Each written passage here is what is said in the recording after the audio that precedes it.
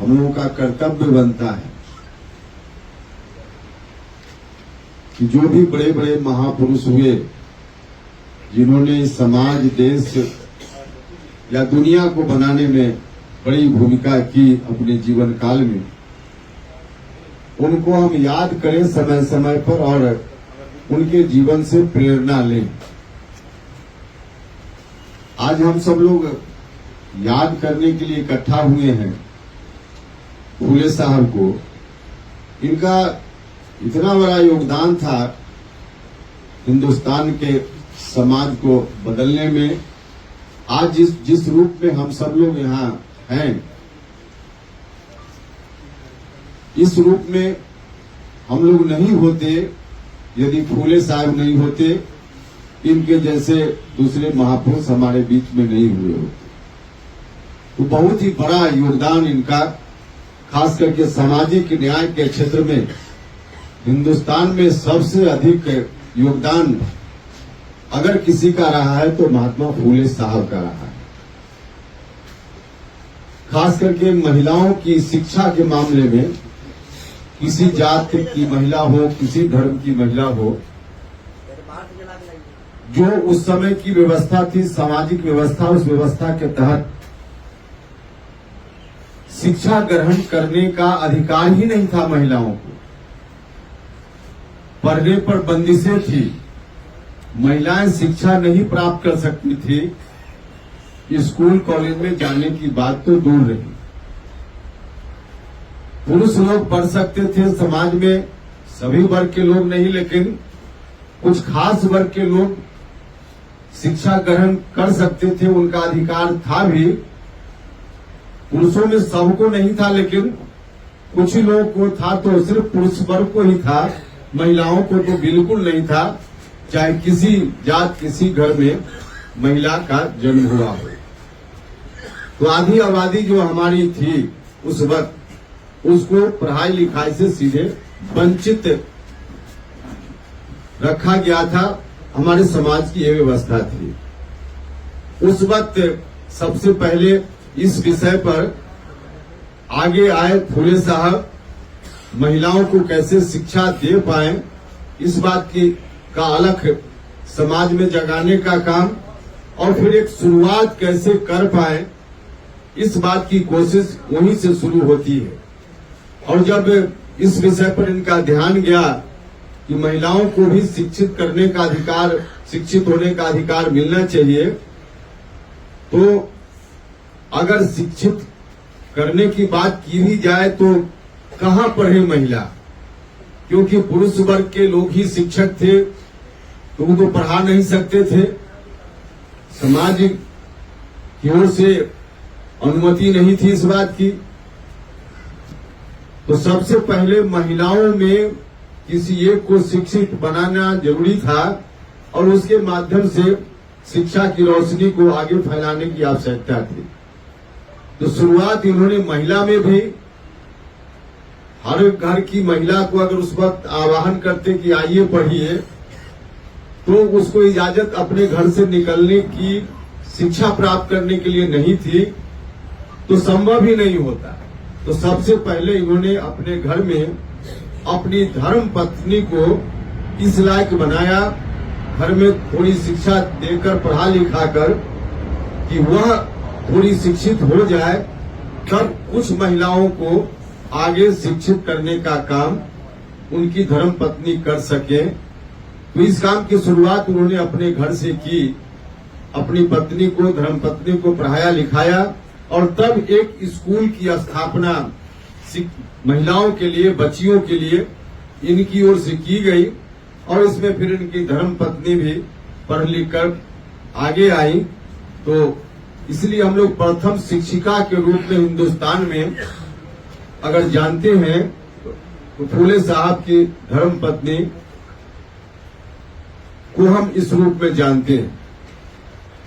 तो प्रथम शिक्षिका के रूप में अपनी पत्नी को शिक्षित बनाकर इन्होंने वहां से महिला शिक्षा की शुरुआत की। तो इस रूप में हम इनके योगदान को याद करते हैं, और इससे हमको एक बात की प्रेरणा तो इतनी ही बात से हमको मिलती है कि समाज में किसी तरह के सुधार की जरूरत हम महसूस करते हैं तो समाज के दूसरे वर्ग के लोगों को अपना प्रवचन देकर, भाषण देकर हम कहें कि यह काम आप कीजिए, इतना भर से काम नहीं चलेगा। आप जिस बदलाव की अपेक्षा समाज से करते हैं उस बदलाव की शुरुआत अपने आप से करनी पड़ेगी। सबसे पहले अपने आप में परिवर्तन लाना होगा और तब हमारी बातों का असर दूसरे के ऊपर पड़ेगा। तो सबसे पहले उन्हें अपने घर से इसकी शुरुआत की, बाद में चलकर धीरे धीरे बात आगे बढ़ी और फिर देश भर में धीरे धीरे महिलाओं को शिक्षा प्राप्त करने का अधिकार मिला। वहां से शुरुआत हुई। तो इतना बड़ा योगदान इनका रहा है और यह मानी हुई बात है, चाहे तब का समय हो या आज का समय, शिक्षा के बगैर तो किसी का विकास हो ही नहीं सकता। चाहे विकास का और जो जो उपाय संभव है सबको अपना लिया जाए, जब तक शिक्षा को समाज के सभी व्यक्ति तक पहुंचाने का इंतजाम नहीं होगा तब तक समाज का मुकम्मल विकास हो ही नहीं सकता है। हर व्यक्ति के लिए आवश्यक है, विकास के दौर में वह तभी आगे बढ़ेगा जब शिक्षा प्राप्त करेगा। और इसलिए आज की तारीख में जो हम इनको याद करते हैं तो वर्तमान जो शिक्षा की व्यवस्था है खासकर गरीबों के लिए, उसको देखकर तो अंदर से मन हिल जाता है। जो पैसे वाले लोग हैं उनके लिए तो कई तरह की व्यवस्था हो गई है। प्राइवेट स्कूल, सरकारी स्कूल में भी जो अच्छा स्कूल है उसमें उनका नामांकन, उनके बच्चों का नामांकन, प्राइवेट स्कूल में पैसा देकर भी शिक्षा को खरीद करके भी अपने बच्चों को लोग देने का काम कर रहे हैं। लेकिन गरीब घर के लोग, दलित पिछड़े, अति पिछड़े समाज के लोग या दूसरी जात के भी जो गरीब लोग हैं, उनके बच्चों के लिए शिक्षा की जरूरत है तो कहाँ उनके बच्चे शिक्षा ग्रहण कर पाएंगे? यह आज भी बड़ा सवाल हम सब लोगों के सामने है। और आज की तारीख में जब हम इनको याद करते हैं तो हमारा ध्यान निश्चित रूप से इस विषय पर जाता है, जाना ही चाहिए और हमको प्रेरणा ग्रहण करनी चाहिए इनसे कि शिक्षा के लिए जो भी कुछ करना पड़ेगा हम सब लोग करेंगे। जिस रूप में भी करने की जरूरत हो, हम सब लोगों ने पहले भी कोशिश की, शिक्षा सुधार आंदोलन किया जब मौका मिला और हमको आज तो प्रसन्नता होती है कि शिक्षा सुधार आंदोलन के समय जो हम सब लोग सरकार से डिमांड कर रहे थे उसमें से कई डिमांड पर सरकार का ध्यान आज इतने दिनों के बाद गया है। जो मांग हमने उस वक्त रखी थी, उस मांग पत्र को कोई उठाकर देखे तो उसमें जो बातें लिखी हुई थी राज्य की सरकार धीरे धीरे अब उसको अपने अमल में लाने का प्रयास कर रही है। इतने दिनों के बाद अब विडंबना इस बात की है कि लगभग 18 साल, अब 20 साल पूरा होगा 2025 में नीतीश जी की सरकार और उनके मुख्यमंत्री रहते हुए। इतने दिनों के बाद इनका ध्यान गया। शुरुआती दौर में ही अगर ध्यान चला गया होता, उनके पहले की जो सरकार थी 15 साल, उस समय तो शिक्षा पर ध्यान जाए यह अपेक्षा भी समाज में नहीं थी उनसे। लेकिन नीतीश जी से अपेक्षा जरूर थी कि नीतीश जी आएंगे तो इस विषय पर जरूर ध्यान देंगे। लेकिन अब 18 साल बिताने के बाद नीतीश कुमार जी का थोड़ा ध्यान गया है। इतने दिनों तक राज्य के नौजवानों का, युवाओं का जो नुकसान हो गया, अब दुनिया की कोई ताकत उनके नुकसान का भरपाई अब नहीं कर सकती है। आगे आने वाले दिनों में अब हम सब लोगों को इस बात के लिए संकल्प आज की तारीख में लेना चाहिए कि कैसे शिक्षा बेहतर से बेहतर हो पाए गरीबों के लिए। इसमें हम सब लोग अपनी भूमिका का निर्वहन करें, इस बात का संकल्प लेना चाहिए। लेकिन आज भी राज्य की सरकार को जितना करना चाहिए, कई बार तो लगता है कि दिखावे के लिए राज्य की सरकार कर रही है।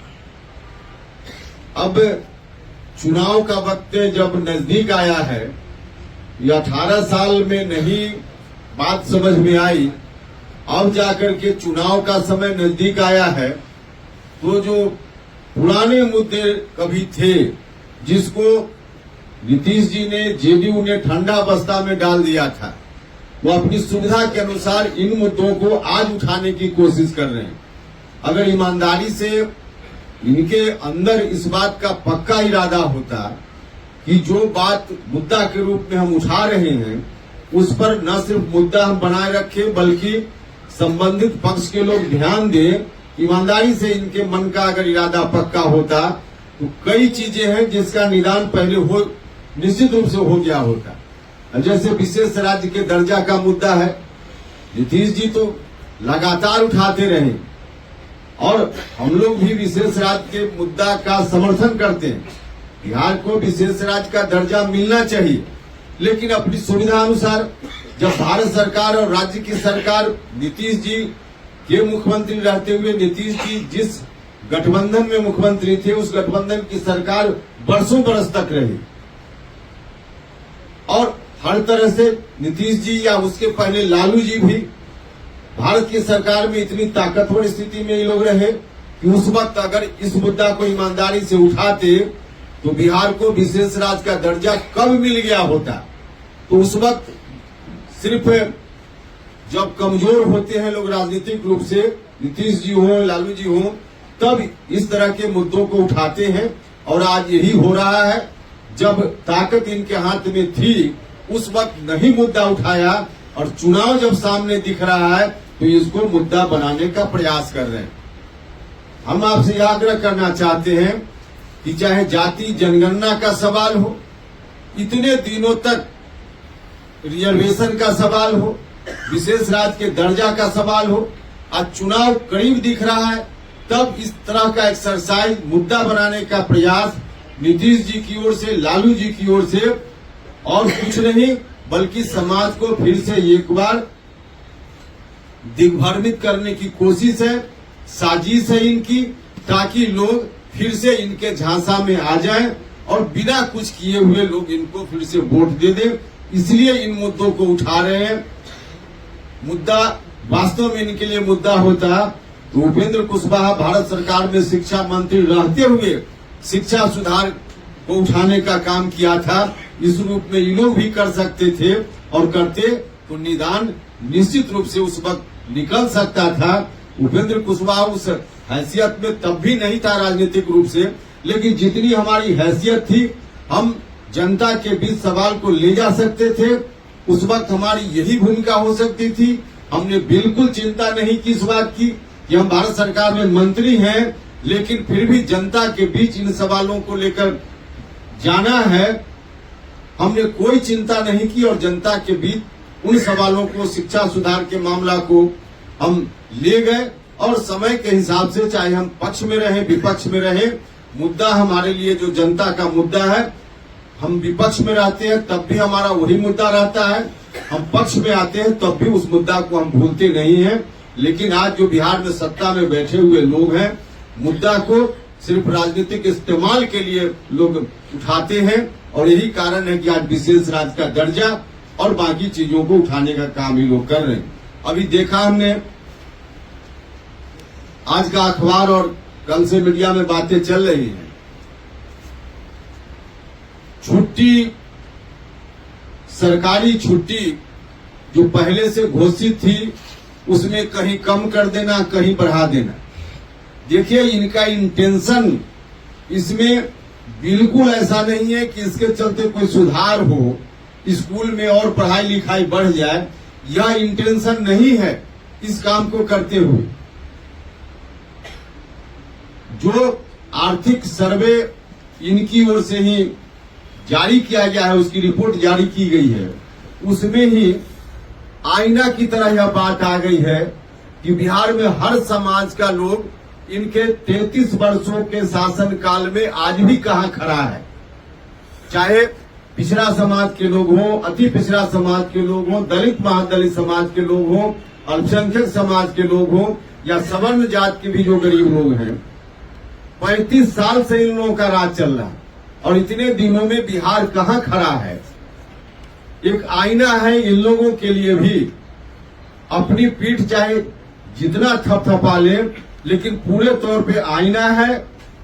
इन्होंने जो मौका मिला उसका इस्तेमाल अगर इतने दिनों में किया होता तो 35 साल और 33 साल में तो कितना कुछ किया जा सकता था। तो दोनों ने मिलकर 33 साल में बिहार की जनता को इसी तरह से ठगा है और आगे इनको लगता है कि अब जनता हमारी बातों से ठगाने वाली नहीं है। चुनाव में अब जाएंगे तो लोग हमसे सवाल पूछेंगे, सभी समाज का नौजवान पूछेगा कि हमारे रोजगार का क्या हुआ, उद्योग धंधा बिहार में क्यों नहीं लगा, शिक्षा की व्यवस्था क्यों नहीं दुरुस्त हुई, स्वास्थ्य की व्यवस्था क्यों नहीं दुरुस्त हुई। तो कुछ अब तात्कालिक कुछ ऐसा निर्णय करो कि लोग भावना में आकर उनको वोट दे दें, यही कोशिश है। और इसी कोशिश का परिणाम है कि अभी छुट्टी कहीं घटाने और बढ़ाने का काम कर रहे हैं। शायद मुगालते में है सत्ता में बैठे हुए लोग, इनको लगता है कि अल्पसंख्यक समाज के लोग 2 दिन कहीं छुट्टी ईद में बढ़ा देंगे, उससे अल्पसंख्यक समाज के लोग खुश हो जाएंगे और पूरी मजबूती के साथ उनको वोट दे देंगे। गलतफहमी में है नीतीश जी और सरकार में बैठे हुए लोग। अल्पसंख्यक समाज के लोग भी 2 दिन की छुट्टी से अब खुश होने वाले नहीं हैं। उनको भी अपने बच्चों के लिए पढ़ाई लिखाई का इंतजाम चाहिए, उनको भी चाहिए। उनके घर में जो युवा है उनके लिए भी नौकरी चाहिए, उनके लिए भी स्वास्थ्य का अच्छा इंतजाम चाहिए। इन लोगों को लगता है कि नहीं कुछ किया तो 2 दिन छुट्टी बढ़ा दो, अल्पसंख्यक समाज के लोग ऐसे ही वोट दे देंगे। अब अल्पसंख्यक समाज के लोग भी अपना हक सोचते हैं, किस बात में अच्छा है, किस बात में बुरा है और क्या कुछ डेवलपमेंट के लिए जरूरी है, उनके विकास के लिए जरूरी है, क्योंकि उनका भी ध्यान अब गया है। तो अब मुगालते में इन लोगों को नहीं रहना चाहिए। इस छुट्टी की घोषणा से वोट इनका कोई बढ़ जाएगा अल्पसंख्यक समाज में, यह बिल्कुल नहीं है। नीतीश जी ने तो अपना चेहरा ऐसा बिगाड़ लिया, खासकर अल्पसंख्यक समाज के लोगों के बीच में। बिहार के अल्पसंख्यक समाज के लोग कभी नहीं भूलेंगे कि जिस सीएए की बात होती है उसको पारित कराने का काम राज्यसभा में, पार्लियामेंट में अगर जेडीयू के लोगों ने साथ नहीं दिया होता उस वक्त, तो सीएए कभी कानून का रूप लेता ही नहीं। तो जनता दल यूनाइटेड का जो चेहरा है, उस चेहरा को अल्पसंख्यक समाज के लोग याद रखे हुए रहेंगे जीवन भर। और 2 दिन की छुट्टी से यह चेहरा नीतीश कुमार जी का उन लोगों के बीच सुधर जाए, यह सोचते हो नीतीश जी, तो यह बिल्कुल गलत है, नहीं संभव है ऐसा। अब समाज के हर व्यक्ति के लिए इंतजाम करना पड़ेगा। समाज में कोई भी व्यक्ति हो, सबके लिए अच्छी पढ़ाई, स्वास्थ्य का अच्छा इंतजाम, नौजवानों के लिए रोजगार, किसानों के लिए हर तरह से उचित मूल्य मिले, उनको उद्योग धंधा की स्थापना हो, तमाम जो विकास का आयाम है उस पर अब समाज के लोगों का ध्यान गया है। उसी के आधार पे, डेवलपमेंट के आधार पे अब आगे भी लोग वोट करेंगे। और यही कारण है कि इन लोगों के तमाम प्रयास के बाद आज बिहार भर में दिख रहा है कि नरेंद्र मोदी जी का कोई विकल्प लोकसभा चुनाव में नहीं है। इसलिए फिर से बिहार में नरेंद्र मोदी जी के विकास के काम को देख करके लोग वोट करने वाले हैं। यह बात इन लोगों को अंदर अंदर पता है, इसलिए इस तरह का अनर्गल निर्णय लेते हैं। कभी कुछ ऐसा करो कि लोग सेंटीमेंट में आकर के वोट दे दें, जो अब संभव नहीं है। तो आज की तारीख में हम सब लोगों को भी ईमानदारी से संकल्प लेना चाहिए कि जनता का जो सवाल है, उन सवालों को लेकर हम कैसे क्या कुछ कर पाए। हम लोगों ने तय किया था, जो शिविर हुआ था हम लोगों का, उस शिविर में ये हम युवाओं का एक बड़ा जमावड़ा पटना में लगाएंगे। तो एक छात्र युवा महासम्मेलन, नाम बाद में हम लोग दे लेंगे, लेकिन छात्र युवाओं का बड़ा कार्यक्रम हम जनवरी फरवरी में तारीख तय करेंगे, सब लोग मिलकर के, और बड़ा कार्यक्रम करेंगे। बिहार भर के युवाओं को, छात्रों को, नौजवानों को हम बुलाएंगे और उनका जो हक है, उनका जो अधिकार है, उस अधिकार के लिए बिहार के युवा सचेत हो, सजग हो, इस पर हम विमर्श करेंगे।